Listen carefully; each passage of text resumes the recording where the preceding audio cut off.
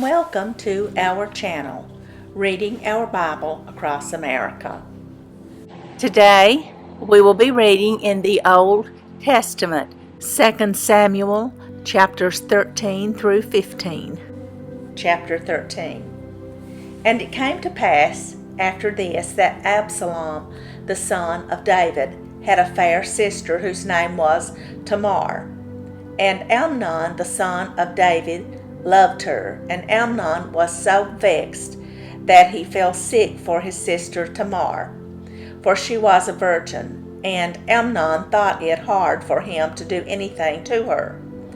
But Amnon had a friend whose name was Jonadab, the son of Shimea, David's brother, and Jonadab was a very subtle man. And he said unto him, Why art thou, being the king's son, lean from day to day? Wilt thou not tell me? And Amnon said unto him, I love Tamar, my brother Absalom's sister. And Jonadab said unto him, Lay thee down on thy bed, and make thyself sick. And when thy father cometh to see thee, say unto him, I pray thee, let my sister Tamar come, and give me meat, and dress the meat in my sight, that I may see it and eat it at her hand. So Amnon lay down and made himself sick. And when the king was come to see him, Amnon said unto the king, I pray thee, let Tamar my sister come, and make me a couple of cakes in my sight, that I may eat at her hand. Then David sent home to Tamar, saying, Go now to thy brother Amnon's house, and dress him meat.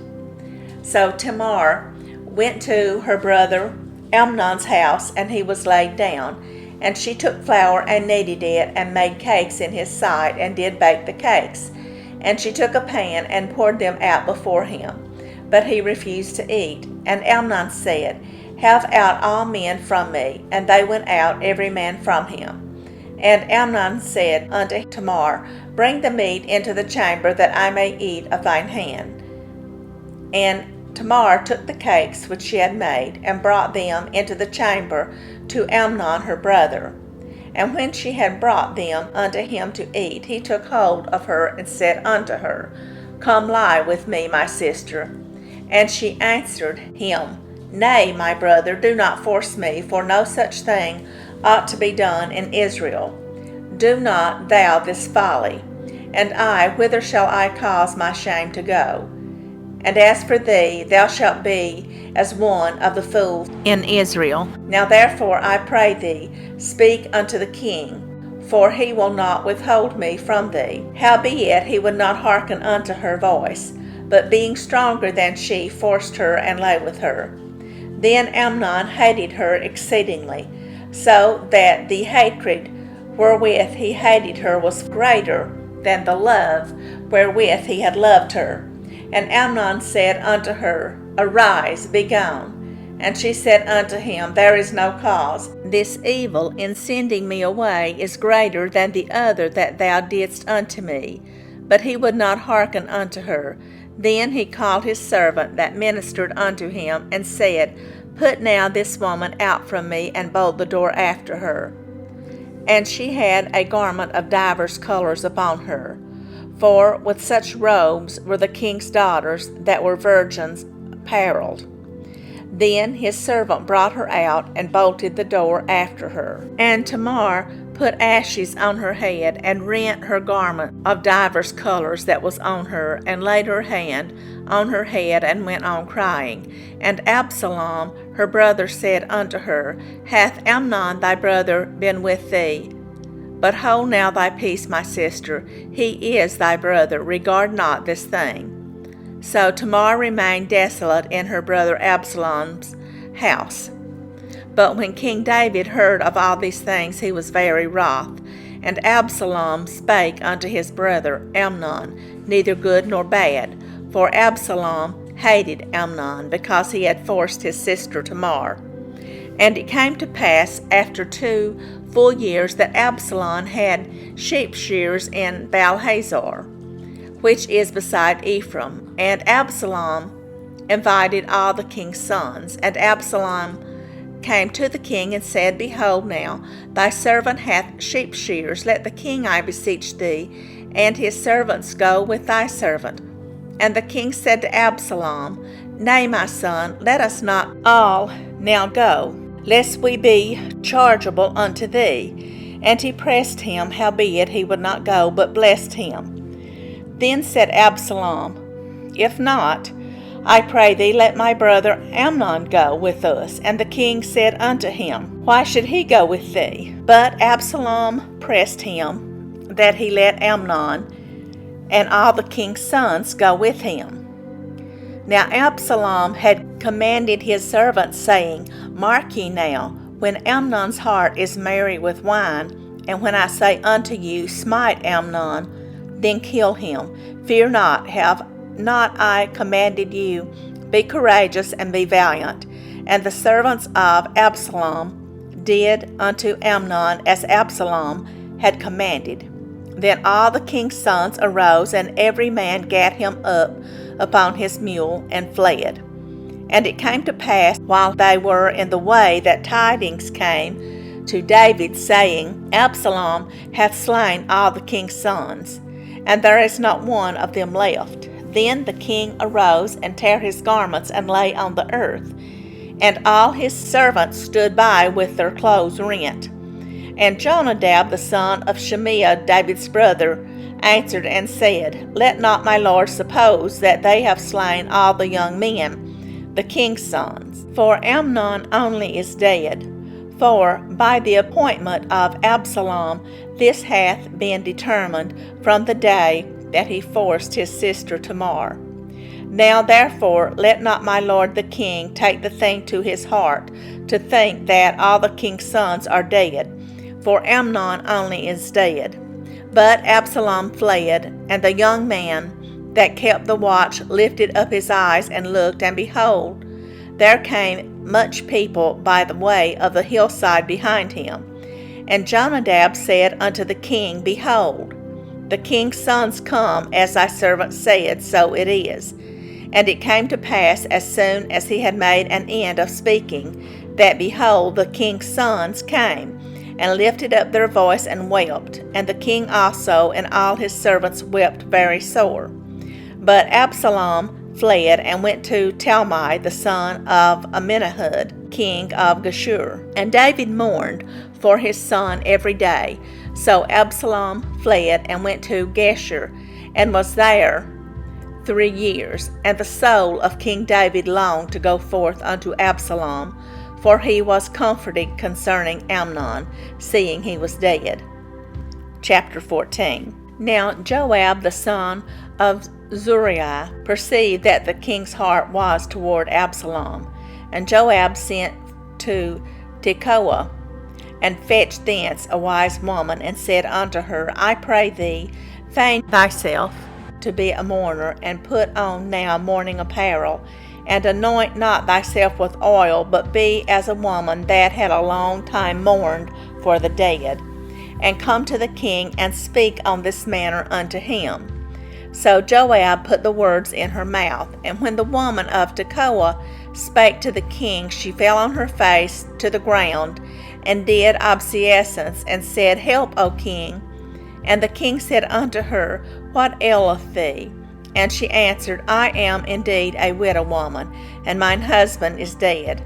And thy handmaid had 2 sons, and they were strove together in the field, and there was none to part them. But the one smote the other, and slew him. And behold, the whole family is risen against thine handmaid. And they said, Deliver him that smote his brother, that we may kill him, for the life of his brother whom he slew. And we will destroy the heir also, and so they shall quench my coal which is left, and shall not leave to my husband neither name nor remainder upon the earth. And the king said unto the woman, Go to thine house, and I will give charge concerning thee. And the woman of Tekoa said unto the king, My lord, O king, the iniquity be on me, and on my father's house, and the king and his throne be guiltless. And the king said, Whosoever saith aught unto thee, bring him to me, and he shall not touch thee any more. Then said she, I pray thee, let the king remember the Lord thy God, that thou wouldest not suffer the revengers of blood to destroy any more, lest they destroy my son. And he said, As the Lord liveth, there shall not one hair of thy son fall to the earth. Then the woman said, Let thine handmaid, I pray thee, speak one word unto my lord the king. And he said, Say on. And the woman said, Wherefore then hast thou thought such a thing against the people of God? For the king doth speak this thing as one which is faulty, in that the king doth not fetch home again his banished. For we must needs die, and are as water spilt on the ground, which cannot be gathered up again. Neither doth God respect any person, yet doth he devise means that his banished be not expelled from him. Now therefore that I am come to speak of this thing unto my lord the king, it is because the people have made me afraid. And thy handmaid said, I will now speak unto the king. It may be that the king will perform the request of his handmaid. For the king will hear to deliver his handmaid out of the hand of the man that would destroy me and my son together out of the inheritance of God. Then thine handmaid said, The word of my lord the king shall now be comfortable. For as an angel of God, so is my lord the king to discern good and bad. Therefore the Lord thy God will be with thee. Then the king answered and said unto the woman, Hide not from me, I pray thee, the thing that I shall ask thee. And the woman said, Let my lord the king now speak. And the king said, Is not the hand of Joab with thee in all this? And the woman answered and said, As thy soul liveth, my lord the king, none can turn to the right hand or to the left from aught that my lord the king hath spoken. For thy servant Joab he bade me, and he put all these words in the mouth of thine handmaid. To fetch about this form of speech hath thy servant Joab done this thing. And my lord is wise, according to the wisdom of an angel of God, to know all things that are in the earth. And the king said unto Joab, Behold, now I have done this thing. Go, therefore, bring the young man Absalom again. And Joab fell to the ground on his face, and bowed himself, and thanked the king. And Joab said, Today thy servant knoweth that I have found grace in thy sight, my lord, O king, and that the king hath fulfilled the request of his servant. So Joab arose and went to Geshur, and brought Absalom to Jerusalem. And the king said, Let him turn to his own house, and let him not see my face. So Absalom returned to his own house, and saw not the king's face. But in all Israel there was none to be so much praised as Absalom for his beauty. From the sole of his foot even to the crown of his head there was no blemish in him. And when he palled his head, for it was at every year's end that he palled it, because the hair was heavy on him, therefore he palled it. He weighed the hair of his head at 200 shekels after the king's weight. And unto Absalom there were born 3 sons, and 1 daughter, whose name was Tamar. She was a woman of a fair countenance. So Absalom dwelt 2 full years in Jerusalem, and saw not the king's face. Therefore Absalom sent for Joab to have sent him to the king, but he would not come to him. And when he sent again the 2nd time, he would not come. Therefore he said unto his servants, See, Joab's field is near mine, and he hath barley there. Go and set it on fire. And Absalom's servants set the field on fire. Then Joab arose and came to Absalom unto his house, and said unto him, Wherefore have thy servants set my field on fire? And Absalom answered Joab, Behold, I sent unto thee, saying, Come hither, that I may send thee to the king, to say, Wherefore am I come from Geshur? it has been good for me to have been there still. Now therefore let me see the king's face, and if there be any iniquity in me, let him kill me. So Joab came to the king and told him. And when he had called for Absalom, he came to the king and bowed himself on his face to the ground before the king, and the king kissed Absalom. Chapter 15. And it came to pass after this that Absalom prepared him chariots and horses, and 50 men to run before him. And Absalom rose up early and stood beside the way of the gate. And it was so that when any man that had a controversy came to the king for judgment, then Absalom called unto him and said, Of what city art thou? And he said, Thy servant is of one of the tribes of Israel. And Absalom said unto him, See, thy matters are good and right, but there is no man disputed of the king to hear thee. Absalom said moreover, O that I were made judge in the land, that every man which hath any suit or cause might come unto me, and I would do him justice. And it was so that when any man came nigh to him to do him obeisance, he put forth his hand and took him and kissed him. And on this manner did Absalom to all Israel that came to the king for judgment. So Absalom stole the hearts of the men of Israel. And it came to pass after 40 years that Absalom said unto the king, I pray thee, let me go and pay my vow, which I have vowed unto the Lord in Hebron. For thy servant vowed a vow while I abode in Geshur in Syria, saying, If the Lord shall bring me again indeed to Jerusalem, then I will serve the Lord. And the king said unto him, Go in peace.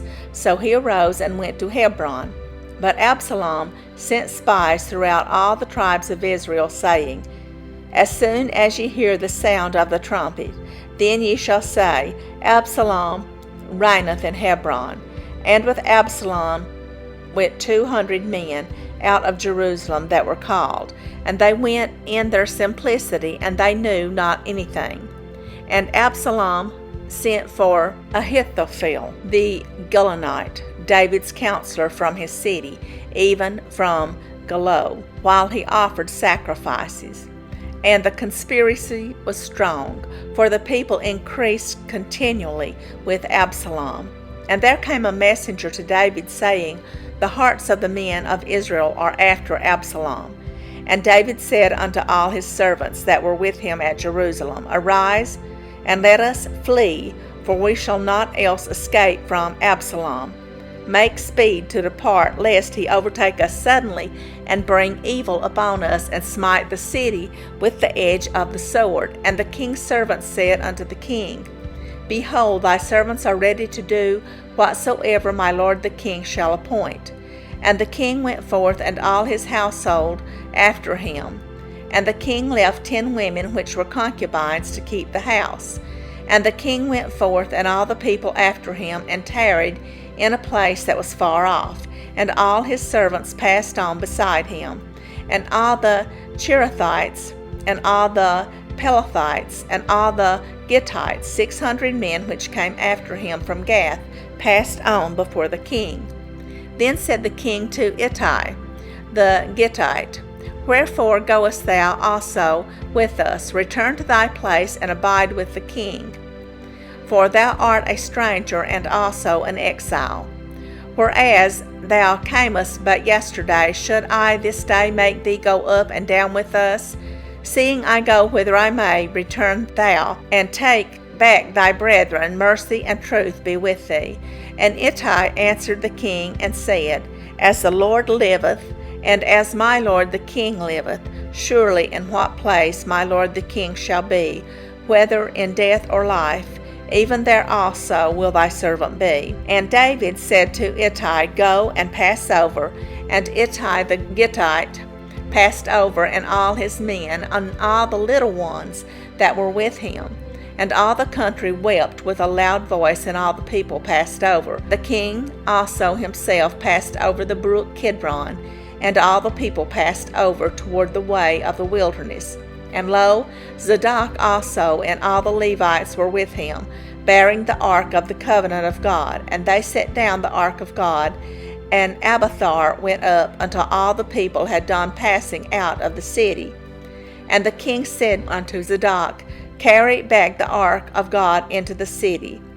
If I shall find favor in the eyes of the Lord, he will bring me again and show me both it and his habitation. But if he thus say, I have no delight in thee, behold, here am I. Let him do to me as seemeth good unto him. The king said also unto Zadok the priest, Art not thou a seer? Return into the city in peace, and your 2 sons with you, Ahimaaz thy son, and Jonathan the son of Abiathar. See, I will tarry in the plain of the wilderness until there come word from you to certify me. Zadok therefore and Abiathar carried the ark of God again to Jerusalem, and they tarried there. And David went up by the ascent of Mount Olivet, and wept as he went up, and had his head covered, and went barefoot. And all the people that was with him covered every man his head, and they went up weeping as they went up. And one told David, saying, Ahithophel is among the conspirators with Absalom. And David said, O Lord, I pray thee, turn the counsel of Ahithophel into foolishness. And it came to pass that when David was come to the top of the mount where he worshipped God, behold, Hushai the Archite came to meet him with his coat rent, and earth upon his head, unto whom David said, If thou passest on with me, then thou shalt be a burden unto me. But if thou return to the city, and say unto Absalom, I will be thy servant, O king, as I have been thy father's servant hitherto, so will I now also be thy servant. Then mayest thou for me defeat the counsel of Ahithophel. And hast thou not there with thee Zadok and Abiathar the priest? Therefore it shall be that what thing soever thou shalt hear out of the king's house, thou shalt tell it to Zadok and Abiathar the priest. Behold, they have there with them their 2 sons, Ahimaaz Zadok's son, and Jonathan Abiathar's son. And by them ye shall send unto me everything that ye can hear. So Hushai, David's friend, came into the city, and Absalom came into Jerusalem. Thank you for joining us today, and we hope you will join us again tomorrow. Please don't forget to hit the like button and subscribe. Also, leave us some comments. May God bless you and your family. Bye, friends.